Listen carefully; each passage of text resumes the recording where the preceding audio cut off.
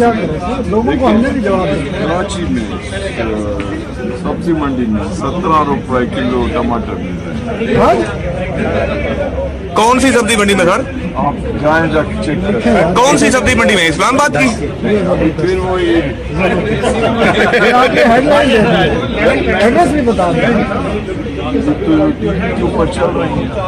TV पे तो 240 चल रहा है, 240 चल रहा है, टीवी में तो जा रहा है 240 चल रहा है।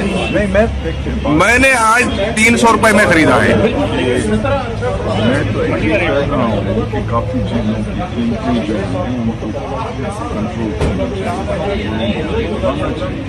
कई चीजें जो एग्रीकल्चर की होती हैं उनमें सीजनलिटी होती है, उसमें सीजनलिटी होती है। पहले सीजन में इंडिया से आती थी। हाँ, तो कई चीज़ों में सीजनलिटी होती है और कई चीज़ों में जो स्टोरेज की जो फैसिलिटीज़ हैं खासतौर से फ्रेश प्रोड्यूस के लिए उनकी जो कैपेसिटी है वो हमारे मुल्क में नहीं है।